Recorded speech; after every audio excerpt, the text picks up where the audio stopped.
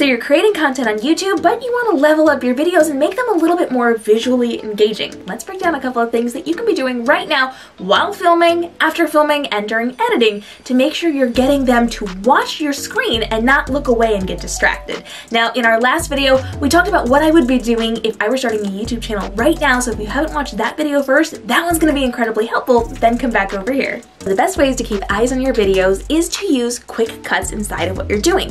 That means we do not want to be talking direct to camera for too long. We want to make sure we're zooming in, we're zooming out, we're moving backgrounds, we're going from one section to the next so that people are continuously following us and not getting bored just by staring at one screen the entire length of your video. And this new way of communicating actually stems from TikTok and from Instagram Reels.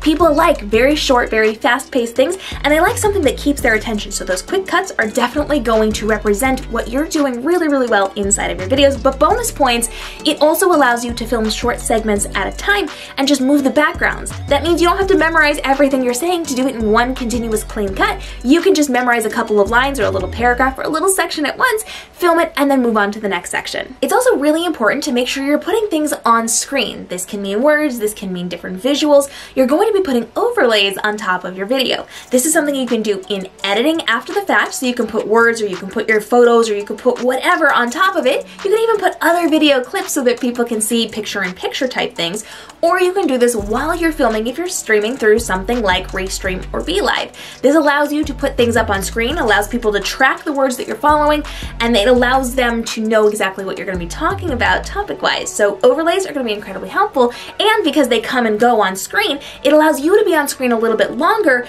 to deliver the content you need to say without having to jump to a new background to keep that visual interest. So when you are talking direct to camera, if you're talking for more than a few seconds, you're going to want to use maybe some overlays, and that could be anything from the topic you're talking about to a reminder to follow you on social media, to your social media handles, to that picture-in-picture, or some other type of visual representation on your screen. Speaking of which, you also want to be mindful of using B-roll. Now, this will not work for all videos, especially if it's a shorter video, but if there's a way to work in some B-roll, this is going to be great for getting people's attention. If you're talking and you're talking about working at your desk, maybe show some B-roll of you typing on your computer or working on your desk. Or if you're giving a recipe, we're actually going to show different segments of that recipe instead of just talking direct to camera.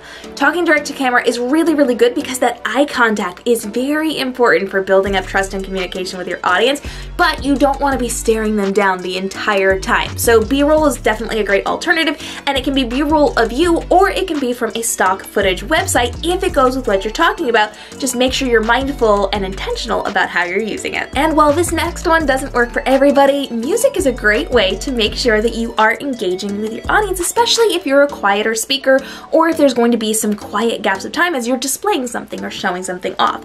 You want to make sure you're using a music licensing site. I will link my favorite down below with a tutorial on how to use it.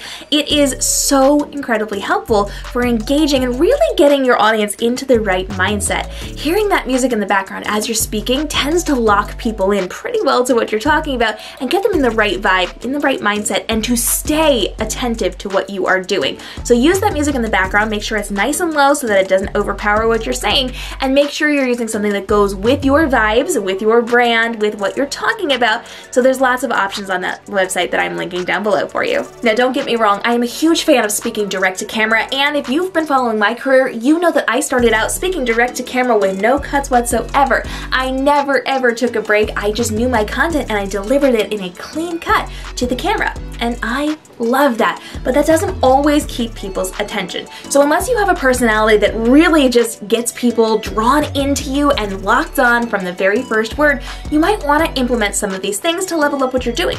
It also shows that you're taking the time to create a well-edited video. Anybody can just speak direct to camera and toss it up on YouTube, but you have taken the time to add a little bit more, a couple extra layers to what you're doing, so this is going to help your production value and to help people lock in and see you really are a true professional. So I recommend doing a mix of both, especially if you're like me and you enjoy speaking direct to camera in one clean cut. Do some videos that are direct to camera, one single cut, and some that have more of these things involved with it.